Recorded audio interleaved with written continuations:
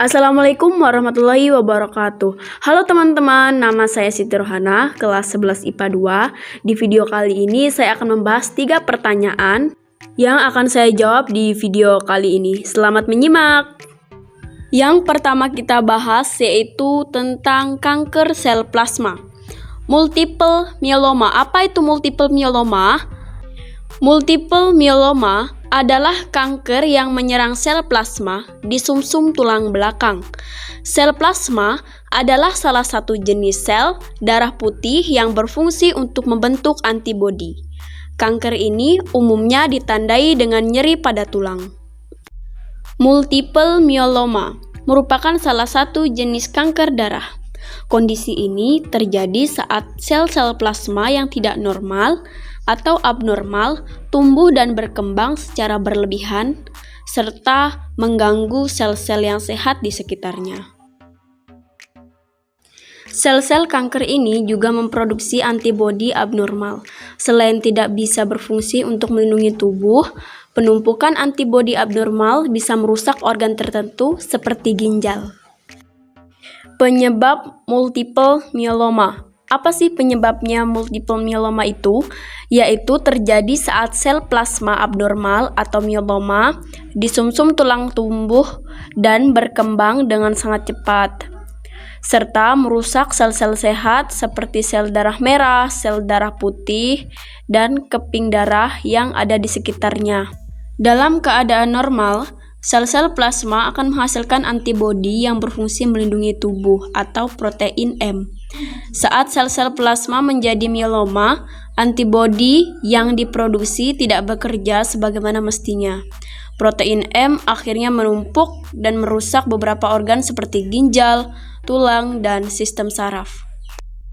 Penyebab multiple myeloma belum diketahui secara pasti, namun kondisi ini sering dikaitkan dengan MGUS atau monoclonal gammopathy of endothelium significans. Sekitar 1 dari 100 orang yang menderita MGUS diperkirakan akan mengalami multiple myeloma. Ada beberapa faktor resiko yang menjadikan seseorang lebih berpotensi mengalami multiple myeloma, antara lain berjenis kelamin pria, berumur di atas 60 tahun, memiliki keluarga dengan riwayat multiple myeloma atau MGUS, mengalami kelebihan berat badan atau obesitas, memiliki riwayat paparan radiasi seperti radioterapi, mengalami gangguan sistem imun, memiliki riwayat paparan atau kontak dengan bahan kimia misal pada pekerja minyak. Gejala multiple myeloma. Pada tahap awal, penderita multiple myeloma sering tidak merasakan gejala apapun. Namun, seiring perkembangan penyakit dapat muncul sejumlah gejala berikut. Nyeri tulang, terutama tulang belakang, tulang rusuk, dan tulang panggul. Lebih mudah mengalami patah tulang, lebih mudah mengalami penyakit infeksi, tulang kaki terasa lemas, hingga mati rasa atau kebas. Mudah timbul memar di kulit, mimisan, gusi berdarah, mual dan muntah, tidak nafsu makan, berat badan menurun drastis, anemia, sakit perut dan sembelit, sering merasa lelah, dan lemas tanpa diketahui sebabnya, sakit kepala, pandangan kabur, dan menjadi linglung dan kebingungan. Pengobatan multiple myeloma. Multiple myeloma tidak bisa disembuhkan. Pengobatan akan dilakukan jika pasien merasakan gejala. Pengobatan bertujuan untuk mengendalikan perkembangan sel-sel kanker, mencegah komplikasi, dan meredakan keluhan dan gejala. Yang kedua yang akan kita bahas yaitu teknologi stem cell.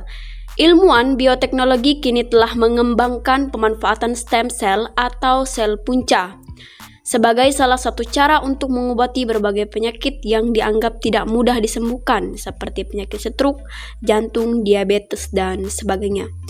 Menurut Dr. Arif Budi Witarto, peneliti bioteknologi di LIPI, pemanfaatan stem cell dalam pengobatan klinis ini sangat memungkinkan karena teknologi stem cell mempunyai kemampuan. Pengobatan klinis ini sangat memungkinkan karena Teknologi stem cell mempunyai kemampuan untuk merubah menjadi berbagai jenis sel, sehingga dapat berfungsi menggantikan sel yang rusak.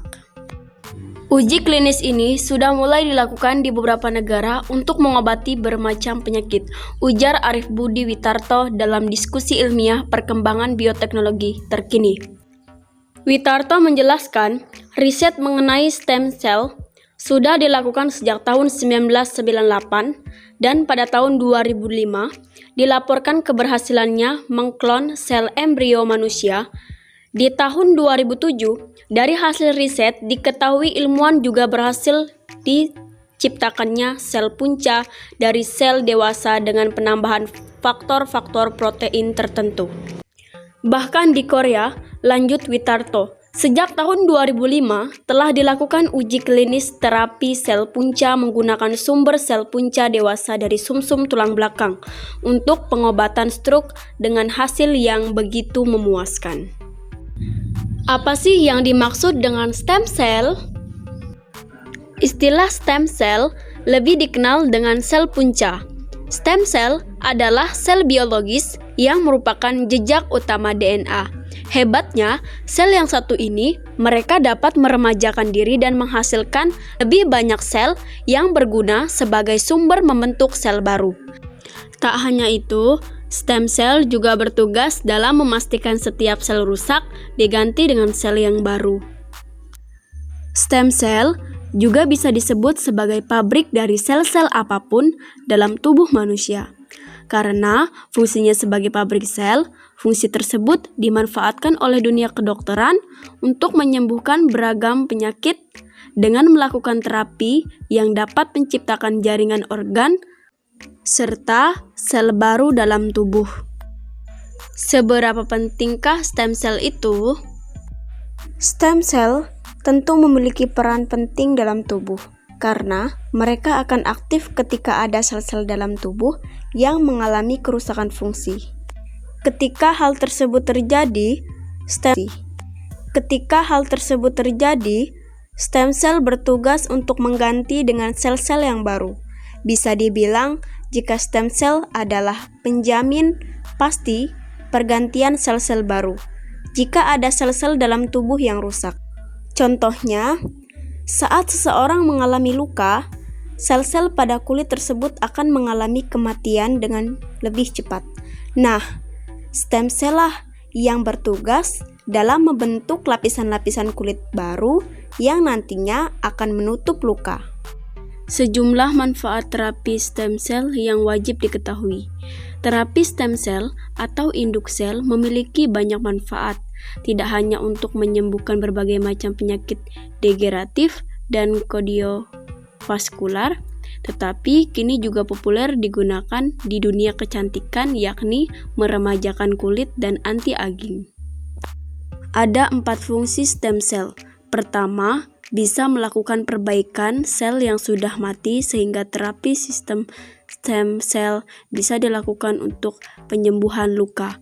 Kedua, bisa memproduksi zat protein sitokin yang berfungsi untuk melakukan perbaikan sel rambut dan kulit. Ketiga, stem cell bisa fungsi diferensiasi sehingga bisa membelah diri menjadi menghasilkan sel yang bertugas menggantikan tugas sel tertentu yang sudah mati. Lalu, bisa digunakan untuk menyembuhkan penyakit degeneratif seperti osteoartritis, diabetes mellitus, demensia, Alzheimer, dan Parkinson. Keempat, bisa digunakan untuk menyeimbangkan imun pada penyakit autoimun.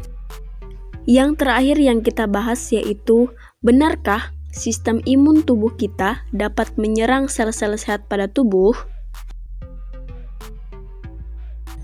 Penyakit autoimun berarti tubuh menyerang diri sendiri. Penyakit autoimun terjadi jika sistem kekebalan tubuh menyerang sel-sel sehat pada tubuh. Padahal, sistem kekebalan tubuh seharusnya menjadi benteng bagi tubuh dalam melawan penyakit dan sel asing seperti bakteri dan virus. Penyakit kelainan kekebalan tubuh ini bisa berdampak kepada banyak sekali bagian tubuh seseorang. Saking banyaknya, tercatat ada 80 jenis penyakit autoimun dengan sebagian gejala yang sama. Hal ini membuat seseorang sulit diketahui apakah menderita gangguan ini atau tidak, dan pada jenis yang sama. Sementara, penyebab dari penyakit autoimun juga masih belum dapat dipastikan. Penyakit autoimun yang paling sering ditemui diantaranya rheumatoid arthritis, yaitu adalah penyakit autoimun yang sering ditemui. Sistem kekebalan tubuh memproduksi antibodi yang menyerang pelipis sendi. Akibat dari serangan antibodi ini adalah peradangan, pembengkakan, dan nyeri pada sendi. Reaksi radang yang parah juga bisa menimbulkan kerusakan pada bagian tubuh lain seperti kulit, mata, dan paru-paru. Terkadang gejala rheumatoid arthritis bisa mirip dengan penyakit lain seperti osteoartritis dan polimialgia reumatik. Jika tidak diobati, penyakit ini akan menyebabkan kerusakan permanen pada sendi. Untuk mencegahnya memburuk, bisa diberikan obat atau suntik yang berfungsi mengurangi aktivitas sistem kekebalan tubuh. Penyakit yang selanjutnya yaitu adalah lupus. Penyakit ini menyebabkan terbentuknya antibodi yang justru menyerang hampir seluruh jaringan tubuh penderitanya. Beberapa bagian tubuh yang paling sering diserang adalah sendi, paru-paru, ginjal, kulit, jaringan penyambung tubuh, pembuluh darah, sumsum tulang, dan jaringan saraf. Lupus yang menyerang sumsum tulang dapat menyebabkan anemia aplastik. Hingga saat ini, belum ada obat yang dapat menyembuhkan lupus. Pengobatan lupus umumnya untuk menekan kekebalan tubuh hingga mengurangi peradangan dan mencegah kerusakan organ lebih lanjut. Penyakit yang ketiga yaitu diabetes tipe 1. Penyakit ini biasanya akan terdiagnosis sejak kanak-kanak atau dewasa muda. Penyakitnya ini disebabkan oleh serangan sistem kekebalan tubuh pada sel-sel pankreas yang memiliki tugas memproduksi insulin. Jika produksi insulin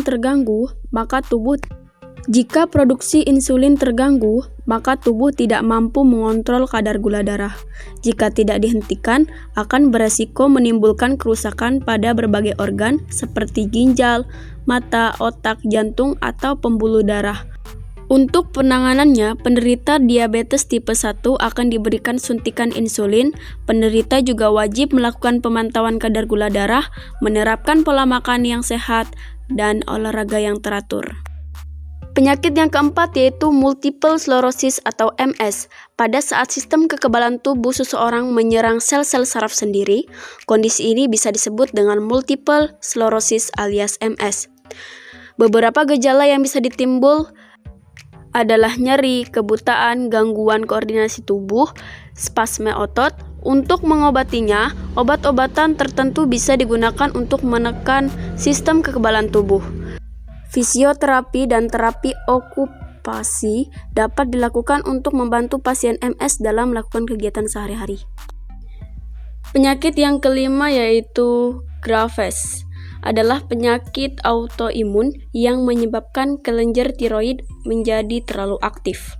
Orang yang menderita penyakit ini memungkinkan akan mengalami beragam gejala yang bisa mengganggu kegiatan sehari-hari, seperti kesulitan tidur, mudah tersulut emosi, berat badan turun tanpa sebab, dan mata menonjol adalah sebagian gejalanya. Untuk mengobati penyakit Graves, penderita kemungkinan akan diberikan pil radioaktif iodium. Pil ini digunakan untuk membunuh sel-sel kelenjar tiroid yang terlalu aktif. Pasien dapat juga diberikan obat antitiroid, obat hipertensi, golongan beta blocker, dan kortikosteroid. Beberapa kasus penyakit Graves perlu ditangani dengan prosedur pembedahan. Penyakit yang terakhir yaitu psoriasis, yaitu adalah kondisi terlalu aktifnya sistem kekebalan tubuh sehingga menyebabkan kulit mengalami kondisi kronis. Kondisi ini disebabkan oleh salah satu sel darah dalam sistem kekebalan yang terlalu aktif, yaitu sel T. Berkumpulnya sel T merangsang kulit untuk tumbuh lebih cepat dari seharusnya. Gejala psoriasis yaitu muncul bercak di kulit yang bersisik dan mengelupaskan kulit yang meninggalkan lapisan berwarna putih mengkilap. Untuk menanganinya, dokter akan memberikan obat penekan sistem kekebalan tubuh seperti kortikosteroid, juga terapi cahaya.